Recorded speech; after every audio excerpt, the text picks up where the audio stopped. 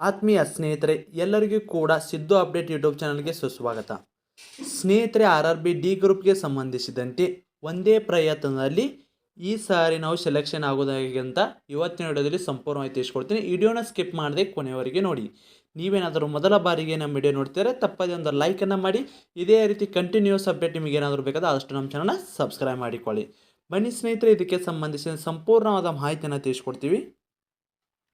ಸ್ನೇಹಿತರೆ, ನೀವು ಯಾವುದೇ ಒಂದು ಪರೀಕ್ಷೆಗೆ ತಯಾರಿಯನ್ನು ನಡೆಸ್ತಿದ್ರೆ ಅದಕ್ಕೆ ಬೇಸಿಕ್ ಆಗಿ ನಿಮಗೆ ಸಿಲೆಬಸ್ಸಲ್ಲಿ ಏನಿದೆ ಅದೇ ರೀತಿ ಅದರ ಪ್ರೊಸೆಸಿಂಗ್ ಯೂನಿಟ್ ಯಾವ ರೀತಿ ಇರುತ್ತೆ ಅಂತ ನೋಡ್ಕೋಬೇಕು. ಪ್ರೊಸೆಸಿಂಗ್ ಬಂದು ಇದರದ್ದು ಎಕ್ಸಾಮ್ ಇರ್ತದೆ. ಮೊದಲಿಗೆ CBT exam, computer based exam ಇರ್ತದೆ. ಅದಾದಮೇಲೆ ಫಿಸಿಕಲ್ ಇರ್ತದೆ. ಅದಾದಮೇಲೆ ಡಾಕ್ಯುಮೆಂಟ್ಸ್ ವೆರಿಫಿಕೇಷನ್, ಆಮೇಲೆ ನಿಮ್ಮದು ಸೆಲೆಕ್ಷನ್ ಇರ್ತದೆ. ಇದು ಬಂದು RRB ಡಿ ಗ್ರೂಪ್ಗೆ ಸಂಬಂಧಿಸಿದಂತೆ ಈ ರೀತಿ ಇರ್ತದೆ. ಅದೇ ರೀತಿ ಹಾಗಿದ್ದರೆ CBT ಎಕ್ಸಾಮ್ ಅಥವಾ ಕಂಪ್ಯೂಟರ್ ಬೇಸ್ಡ್ ಎಕ್ಸಾಮ್ಗೆ ಸಂಬಂಧಿಸಿದಂತೆ ಏನೇನೆಲ್ಲ ಸಬ್ಜೆಕ್ಟ್ ಇರ್ತಾವೆ, ಎಷ್ಟು ಮಾರ್ಕ್ಸ್ ಇರುತ್ತೆ ಅಂತ ನೋಡ್ಕೋಬೇಕು. ಸ್ನೇಹಿತರೆ, ಇದು 100 ಅಂಕಗಳಿಂದ ಕೂಡಿದ್ದು ಒಂದು ಎಕ್ಸಾಮ್ ಇರ್ತದೆ ರೀ. ಸಮಯ ಬಂದು 90 ನಿಮಿಷ ಇರ್ತದೆ. 100 ಪ್ರಶ್ನೆಗಳು, 100 ಕ್ವಶನ್ಗಳು ಇರ್ತಾವೆ. ಇದು ನಿಮಗೆ ಬೇಸಿಕ್ಕಾಗಿ ನಾಲೆಜ್ ಇರಲೇಬೇಕು. ಹಾಗಿದ್ದರೆ ಏನೇನೆಲ್ಲ ಪ್ರಶ್ನೆಗಳನ್ನು ಕೇಳ್ತಾರಪ್ಪ ಅಂತ ನೋಡಿದರೆ, ಮೊದಲಿಗೆ ಜನರಲ್ ಇಂಟೆಲಿಜೆನ್ಸ್ ಆ್ಯಂಡ್ ರೀಸನಿಂಗ್ಗೆ ಸಂಬಂಧಿಸಿದಂತೆ 30 ಪ್ರಶ್ನೆಗಳು, 30 ಮಾರ್ಕ್ಸ್. ಇದು ಇಂಪಾರ್ಟೆಂಟ್. ಟೋಟಲ್ ಆಗಿ 30 ಮಾರ್ಕ್ಸ್ ಜನರಲ್ ಇಂಟೆಲಿಜೆನ್ಸ್ ಆ್ಯಂಡ್ ರೀಸನಿಂಗ್ಗೆ ಸಂಬಂಧಿಸಿದಂತೆ 30 ಮಾರ್ಕ್ಸ್ ಆಯಿತು. ಇನ್ನು ಜನರಲ್ ಸೈನ್ಸ್ ಅಂದರೆ ಯಾವುದಪ್ಪ ಅಂದರೆ, ನೀವು 10ನೇ ತರಗತಿವರೆಗೆ ಏನೆಲ್ಲ ಕಲ್ತಿರ್ತೀರ ನೋಡ್ರಿ, ಅದೇ ಇರ್ತದ. 6ನೇ ಪುಸ್ತಕ 7, 8, 9, 10 ಏನೇನೆಲ್ಲ ಕಲ್ತಿರ್ತೀರ ನೋಡ್ರಿ, ಅದೇ ಇರ್ತದ. ಎಷ್ಟು ಮಾರ್ಕ್ಸು? 25 ಮಾರ್ಕ್ಸ್. ಇದು ಫಿಕ್ಸ್ ಬಂದಂಗೆ ರೀ, ಈಸಿ ಇರ್ತದ. ಯಾಕಂದ್ರೆ ಇದೇನು ನಿಮಗೆ PUC ಲೆವೆಲ್ ಇಟ್ಟಿಲ್ಲರಿ, ಡಿಗ್ರಿ ಲೆವೆಲ್ ಇಟ್ಟಿಲ್ಲ, ಕೇವಲ SSLC ಮೇಲೆ ಇಟ್ಟಾರ. ಈಸಿಯಾಗಿ ಕೂಡ ಮಾಡ್ಕೋಬೋದು. ಇನ್ನು ಜನರಲ್ ಅವೇರ್ನೆಸ್, GK ಮತ್ತು ಕರೆಂಟ್ ಅಫೇರ್ಸು. ಸ್ನೇಹಿತರೆ, ಇದು ಎರಡೂ ಸೇರಿ ಕೇವಲ 20 ಮಾರ್ಕ್ಸಿಗೆ ಇರ್ತದೆ. ಒಂದು GK ಬಂದು ನಿಮಗೆ ಒಂದು 12 ಮಾರ್ಕ್ಸ್ ಇದ್ರೆ, ಕರೆಂಟ್ ಅಫೇರ್ಸ್ ಒಂದು 7 ರಿಂದ 8 ಮಾರ್ಕ್ಸ್ ಆದರೂ ಕೂಡ ಬರ್ತಾವ. ಇನ್ನು ನೆಕ್ಸ್ಟ್ ಮ್ಯಾಥಮೆಟಿಕ್ಸ್. ಇದು ಕೂಡ ಮ್ಯಾಥಮೆಟಿಕ್ಸ್ ನೀವು 6ನೇ ತರಗತಿಯಿಂದ 10ನೇ ತರಗತಿವರೆಗೆ ಏನು ಕಲ್ತಿರ್ತಿರಲ್ಲ, ಇದೇ ಇರ್ತದೆ ಎಕ್ಸಾಮಲ್ಲಿ. ಇದು ಬಂದು 25 ಮಾರ್ಕ್ಸು. ಒಟ್ಟು ಎಲ್ಲ ಸೇರಿ 100 ಅಂಕಗಳಿಂದ ಕೂಡಿದ ಎಕ್ಸಾಮ್ ಇರ್ತದೆ. ಇದು ನಿಮಗೆ ಮೇನಾಗಿ ಗೊತ್ತಿರಬೇಕು. ಸ್ನೇಹಿತರೆ, ನೀವೇನಾದರೂ RRB ಡಿ ಗ್ರೂಪ್ಗೆ ಸಂಬಂಧಿಸಿದ ಸ್ಟಡಿ ಮಾಡ್ತಿದ್ದಾರೆ, ಇವು ಸಿಲೆಬಸ್ಸಲ್ಲಿರುವ RRB ಡಿ ಗ್ರೂಪ್ಗೆ ಸಂಬಂಧಿಸಿದಂತೆ ಸಿಲೆಬಸ್ ನೋಟ್ಸ್ ಆಗಿರ್ತವೆ. ಸಿಲೆಬಸ್ ನೀವು ಆಲ್ರೆಡಿ ಏನೈತೆ ಅಂತ ತೋರಿಸಿದೆ. ಅದೇ ರೀತಿ ಇಲ್ಲಿ ನಿಮಗೆ ಸಿಲೆಬಸ್ ಪ್ರಕಾರ GKಗೆ ಸಂಬಂಧಿಸಿದಂತೆ ನೋಟ್ಸ್ ಇದೆ. ಸ್ನೇಹಿತರೆ, GKಯಲ್ಲಿ ನಿಮಗೆ ಸಬ್ಜೆಕ್ಟ್ ವೈಸ್ ಅದರಲ್ಲೂ ಅತಿ ಹೆಚ್ಚು ಬಾರಿ ಕೇಳಿದ ಪ್ರಶ್ನೆಗಳು ಅಂದರೆ ರೈಲ್ವೆಗೆ ಸಂಬಂಧಿಸಿದಂತೆ ಪ್ರಶ್ನೆ ಕೇಳ್ತಾರೆ, ನದಿಗಳಿಗೆ ಸಂಬಂಧಿಸಿದಂತೆ ಪ್ರಶ್ನೆ ಕೇಳ್ತಾರೆ, ಪ್ರಸಿದ್ಧ ವ್ಯಕ್ತಿಗಳು ಮತ್ತು ಅದೇ ರೀತಿ ವಾದ್ಯಗಳಿಗೆ ಸಂಬಂಧಿಸಿದಂತೆ ನೃತ್ಯಗಳು, ಈ ರೀತಿ ಅತಿ ಹೆಚ್ಚು ಬಾರಿ ಕೇಳಲಾಗಿದ ಟಾಪಿಕ್ ವೈಸ್ ಬೇರೆ ಬೇರೆ ಮಾಡಿದ್ದು 1000 ಇಂಪಾರ್ಟೆಂಟ್ ಪ್ರಶ್ನೆಗಳು ಇರ್ತಾವೆ. ಫಿಕ್ಸ್ ಕ್ವಶನ್ ಏರಿಯಾಸ್ ಆಗೇ ಆಗ್ತಾವೆ. ಆ ರೀತಿ ಇಂಪಾರ್ಟೆಂಟ್ ಪ್ರಶ್ನೆಗಳು ಇರ್ತಾವೆ. ಇನ್ನು ಅದೇ ರೀತಿ GKಗೆ ಸಂಬಂಧಿಸಿದಂತೆ ಆಯಿತು. ಇನ್ನು ಅದೇ ರೀತಿ ಸೈನ್ಸ್ಗೆ ಸಂಬಂಧಿಸಿದಂತೆ ಭೌತಶಾಸ್ತ್ರ, ರಸಾಯನಶಾಸ್ತ್ರ, ಜೀವಶಾಸ್ತ್ರ, ಇದು ಎಲ್ಲ ಡೀಟೇಲ್ಸ್ ನೋಟ್ಸು. ಮತ್ತು 1300ಕ್ಕಿಂತ ಹೆಚ್ಚಿನ ಇಂಪಾರ್ಟೆಂಟ್ ಪ್ರಶ್ನೆಗಳು ಅತಿ ಹೆಚ್ಚು ಬಾರಿ RRB ಡಿ ಗ್ರೂಪ್ಗೆ ಮತ್ತು ಸೆಂಟ್ರಲ್ ಗೌರ್ಮೆಂಟ್ಗೆ ಅತಿ ಹೆಚ್ಚು ಬಾರಿ ಕೇಳಲಾದ ಪ್ರಶ್ನೆಗಳು ರೀ. ಫಿಕ್ಸ್ ಕ್ವಶನ್ ಏರಿಯಾಸ್ ಆಗೇ ಆಗ್ತಾವೆ. ಮತ್ತು ನಿಮಗೆ ಇದಕ್ಕೆ ಸಂಬಂಧಿಸಿದಂತೆ 7ನೇ ತರಗತಿಯಿಂದ 10ನೇ ತರಗತಿವರೆಗೆ ನಿಮ್ಮದು ಸಿಲೆಬಸ್ ಏನೈತೆ ರೀ, 10ನೇ ತರಗತಿ ಒಳಗಡೆ ಇರುವ ಪ್ರಶ್ನೆಗಳನ್ನು ಕೇಳ್ತಾರೆ. ಅದಕ್ಕಾಗಿ 7ನೇ ತರಗತಿಯಿಂದ 10ನೇ ತರಗತಿವರೆಗೆ ನಿಮಗೆ ಶಾರ್ಟ್ಕಟ್ ನೋಟ್ಸ್ ಕೂಡ ಕಳಿಸಲಾಗ್ತದೆ, ಅದು ವಿಜ್ಞಾನ ವಿಷಯಕ್ಕೆ ಸಂಬಂಧಿಸಿದಂತೆ. ಹಾಗಿದ್ದರೆ ಇದು ಒಟ್ಟು ಸಿಲೆಬಸ್ ಕವರ್ ಆಯ್ತು ಅಂತ ಅನ್ಕೋತೀರಿ. ಆಲ್ಮೋಸ್ಟ್ ಎಲ್ಲ 100% ಸಿಲೆಬಸ್ ಕವರ್ ಆಯ್ತು ರೀ ಸೈನ್ಸ್ಗೆ ಸಂಬಂಧಿಸಿದಂತೆ, GKಗೆ. ಇನ್ನು ಮ್ಯಾಥಮೆಟಿಕ್ಸು ಮತ್ತು ರೀಸನಿಂಗ್ಗೆ ಸಂಬಂಧಿಸಿದಂತೆ ಸುಂದರ ಕೈ ಬರೋದ ನೋಟ್ಸ್ ಇರ್ತದೆ. ಆಲ್ಮೋಸ್ಟ್ ಎಲ್ಲ 70% ಸಿಲೆಬಸ್ ಕವರ್ ಆಗಿದ್ದು ನೋಟ್ಸ್ ಐತ್ರಿ. ಅದೇ ಸ್ನೇಹಿತರೆ, ಇದ್ರ ಜೊತೆಗೆ ನಿಮಗೆ ಓಲ್ಡ್ ಕ್ವಶನ್ ಪೇಪರ್ ಕೂಡ ಕಳಿಸ್ತಾರೆ. ಮತ್ತು ಎಕ್ಸಾಮ್ ಮುಗಿಯೋರಿಗೆ ಕರೆಂಟ್ ಅಫೇರ್ಸ್ ಕೂಡ ಕಳಿಸ್ತಾರೆ. ಇವೆಲ್ಲ ಸೇರಿಸಿ 300 ರೂಪಾಯಿ ಇತ್ತು. ಇದು ಬಂದು ನಮ್ಮ ಚಾನಲ್ ವೀಕ್ಷಕರಿಗಾಗಿ ಕೇವಲ 200 ರೂಪಾಯಿಗಾಗಿ ಈ ನೋಟ್ಸನ್ನು ನೀಡ್ತಾ ಇದ್ದಾರೆ. ಯಾರಿಗಾದರೂ ನೋಟ್ಸ್ ಬೇಕಾಗಿತ್ತಂದರೆ ಕೆಳಗಡೆ ಕಾಣುವ ನಂಬರ್ಗೆ ನೀವು ಸಂಪರ್ಕಿಸ್ಬೋದು. ವಾಟ್ಸಪ್ ಮುಖಾಂತರ ನಮ್ಮ ಚಾನಲಲ್ಲಿ ವಿಡಿಯೋ ನೋಡಿದ್ದನ್ನು ಸ್ಕ್ರೀನ್ಶಾಟ್ ಕಳಿಸಿದರೆ ಈ ಎಲ್ಲ ನೋಟ್ಸನ್ನು ಕಳಿಸ್ಕೊಡ್ತಾರೆ. ಇದು ಬಂದು ಸ್ಪೆಷಲಿ ನಮ್ಮ ಚಾನಲ್ ವೀಕ್ಷಕರಿಗೆ 200 ರೂಪಾಯಿಗಾಗಿ ರಿಯಾಯಿತಿಯಲ್ಲಿ ನೀಡ್ತಾ ಇದ್ದಾರೆ. ಸ್ನೇಹಿತರೆ, ಯಾರಿಗಾದರೂ ಇಂಟ್ರೆಸ್ಟ್ ಇರೋರು ಮಾತ್ರ ವಾಟ್ಸಪ್ ನಂಬರನ್ನು ಸಂಪರ್ಕಿಸಿ ನೀವು ಕೂಡ ಮೆಸೇಜನ್ನು ಮಾಡಿ ನೀವು ಕೂಡ ನೋಟ್ಸನ್ನು ಪಡೆದುಕೊಳ್ಳಬಹುದು. ಸ್ನೇಹಿತರೆ, ಈಗಂತರೂ ಸಿಲೆಬಸ್ಸಲ್ಲಿ ಏನೈತೆ ಏನೇನೆಲ್ಲ ಓದಬೇಕಂತ ಕೂಡ ನಿಮಗೆ ಗೊತ್ತಾಯ್ತು. ಹಾಗಿದ್ದರೆ ನಾವು ಪ್ರತಿನಿತ್ಯ ಯಾವ ರೀತಿ ಓದಬೇಕು? ಸ್ನೇಹಿತರೆ, ಒಂದು ದಿವಸ ನಾವು ಊಟ ಬಿಟ್ಟರು ನಡೀತದ, ಬಟ್ ಇಲ್ಲಿ ನಾವು ಹೇಳೋ ಟ್ರಿಕ್ಸನ್ನು ಪ್ರತಿನಿತ್ಯ ಮಾಡಲೇಬೇಕಾಗ್ತದೆ.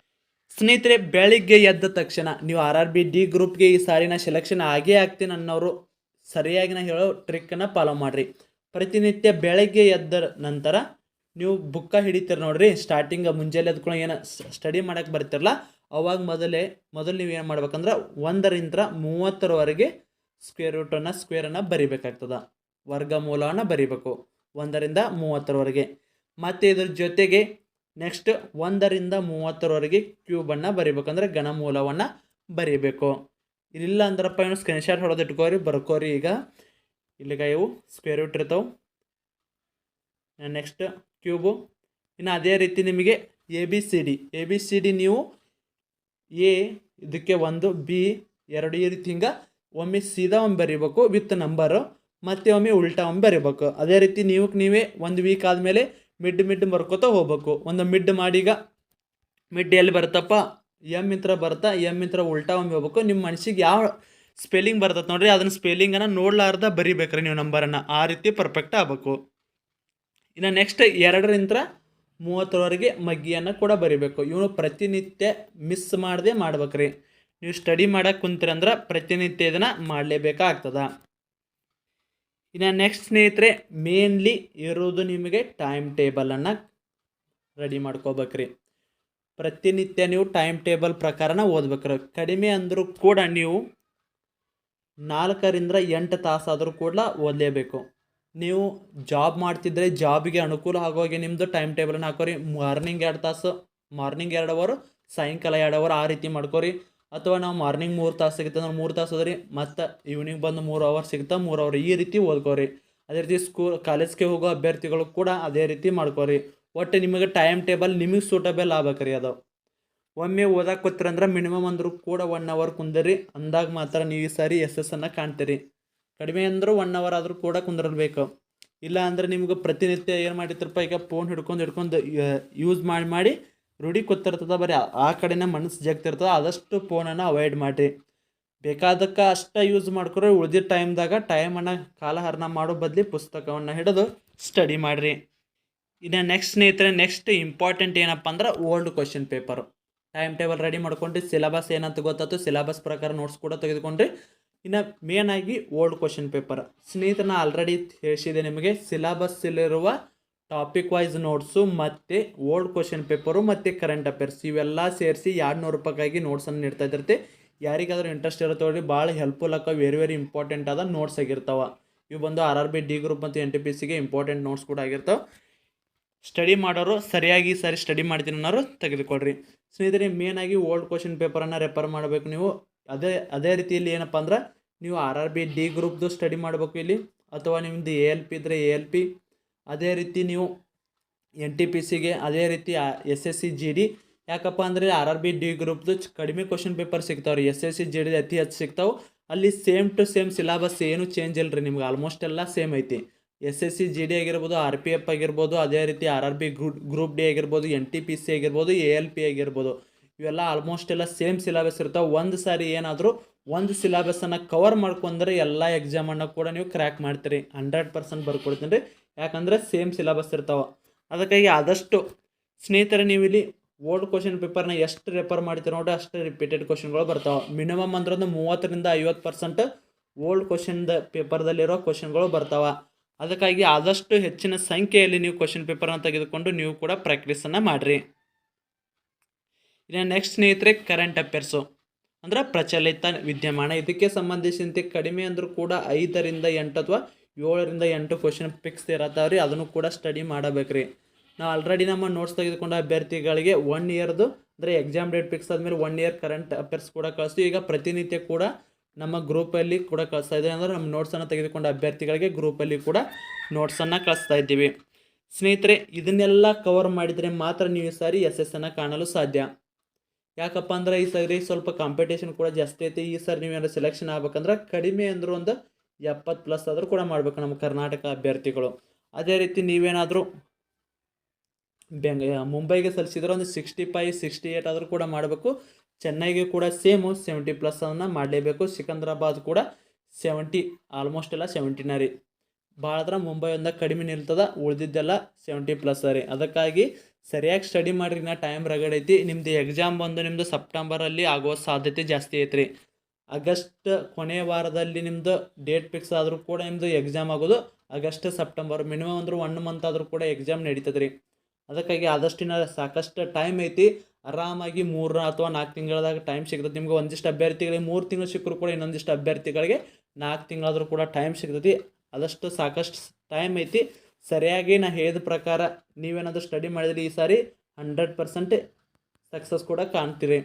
ಸ್ನೇಹಿತರೆ, ಯಾರದೇ ಆದರೂ ಒಂದು ಪುಸ್ತಕ ತಗೋರಿ ಅಥವಾ ಕೋಚಿಂಗ್ ಕ್ಲಾಸಿಗಾದರೂ ಹೋಗ್ರಿ, ನೀವು ಓದ್ಬೇಕ್ರಿ. ಅವ್ರು ಹೇಳಿದ್ರ ಮೇಲೆ ನಡೆಯಲ್ಲ, ನೀವು ಕೂಡ ಓದ್ಬೇಕು. ಅದಕ್ಕೆ ನಿಮ್ಮ ಎಫೆಕ್ಟ್ ಇದ್ರೆ ಮಾತ್ರ ನೀವು ಇಲ್ಲಿ ಯಶಸ್ಸನ್ನು ಕಾಣ್ತೀರಿ. ಯಾವುದೇ ಒಂದು ಬುಕ್ಕನ್ನು ತೆಗೆದುಕೊಂಡು ಬರೀ ಆಯ್ತಳಪ್ಪ ಬುಕ್ ತೊಗೊಂಡಿನಿ ಯಾವಾಗಾರ ಓದಿರೋದಂದು ಈ ರೀತಿ ಮಾಡಿದರೆ ಯಶಸ್ಸು ಕಾಣೋಕೆ ಸಾಧ್ಯ ಇಲ್ಲ ರೀ. ಪ್ರತಿನಿತ್ಯ ಅದಕ್ಕೆ ಟಚ್ ಇದ್ರೆ ಮಾತ್ರ ಅಲ್ಲಿ ನೆನಪು ಉಳಿತಾವ್ರಿ.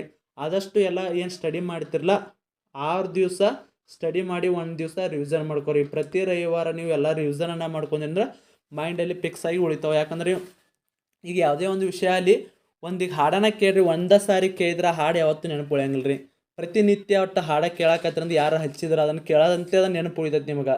ಯಾವುದೇ ಮಿಡ್ ಬೇಕಾದ್ರೆ ಹಾಡು ಹಚ್ಚಲಿ ಅಂದ್ರೆ ಮುಂದಿನ ನೀವು ಹಾಡು ಹಾಡ್ತೀರಿ. ಸಾಂಗನು ಕೂಡ ಅದೇ ರೀತಿ, ನಿಮ್ಮ ಸ್ಟಡಿ ಕೂಡ ಅದೇ ರೀತಿ ಇರ್ತದೆ. ಅದಕ್ಕಾಗಿ ಪ್ರತಿನಿತ್ಯ ಎಷ್ಟು ರಿವಿಸನನ್ನು ಮಾಡ್ತೀರಿ ನೋಡಿರಿ, ಅಷ್ಟು ನಿಮಗೆ ನೆನಪಿನ ಶಕ್ತಿ ಇರ್ತದೆ, ಅಷ್ಟು ಯಶಸ್ಸು ಕೂಡ ಕಾಣ್ತೀರಿ. ಸ್ನೇಹಿತರೆ, ಇದಾಗಿತ್ತು ಇವತ್ತಿನ ವಿಡಿಯೋ. ಇದೇ ರೀತಿ ಕಂಟಿನ್ಯೂಸ್ ಅಪ್ಡೇಟಾಗಿ ನಮ್ಮ ಚಾನಲ್ನ ಸಬ್ಸ್ಕ್ರೈಬ್ ಮಾಡಿಕೊಳ್ಳಿ. ಸ್ನೇಹಿತರೆ, ಯಾರಿಗಾದರೂ RRB ಡಿ ಗ್ರೂಪ್ಗೆ ಸಂಬಂಧಿಸಿದ ಇಂಪಾರ್ಟೆಂಟ್ ನೋಟ್ಸ್ ಏನಾದರೂ ಬೇಕಾಗಿತ್ತಂದ್ರೆ ಸ್ನೇಹಿತರೆ ಸಿಲೆಬಸ್ ಪ್ರಕಾರ ನೋಟ್ಸ್ ಕೂಡ ಇರ್ತದೆ. ತುಂಬ ಕಡಿಮೆ ಬೆಲೆಗೆ 200 ರೂಪಾಯಿಗೆ ಎಲ್ಲ ನೋಟ್ಸನ್ನು ಕಳಿಸ್ತಾರೆ. ಇಂಟ್ರೆಸ್ಟ್ ಇರೋ ಮಾತ್ರ ವಾಟ್ಸಪ್ ನಂಬರ್ಗೆ ಸಂಪರ್ಕಿಸಿ ನೀವು ಕೂಡ ನೋಟ್ಸನ್ನು ಪಡೆದುಕೊಳ್ಳಬಹುದು. ಸ್ನೇಹಿತರೆ, ಇವು ಬಂದು RRB ಡಿ ಗ್ರೂಪ್ಗೆ ಮತ್ತು NTPCಗೆ ಮತ್ತು ALPಗೆ SSC GD RPFಗೂ ಕೂಡ ಯೂಸ್ ಆಗ್ತಾವೆ. ಸ್ನೇಹಿತರೆ, ಇದಾಗಿತ್ತು ಇವತ್ತಿನ ವಿಡಿಯೋ. ಇದೇ ರೀತಿ ಕಂಟಿನ್ಯೂಸ್ ಅಪ್ಡೇಟ್ಗೆ ನಮ್ಮ ಚಾನಲ್ ಸಬ್ಸ್ಕ್ರೈಬ್ ಮಾಡಿಕೊಳ್ಳಿ. ಮತ್ತೆ ಮುಂದಿನ ವಿಡಿಯೋದಲ್ಲಿ ಸಿಗೋಣ. ಶುಭ ದಿನ.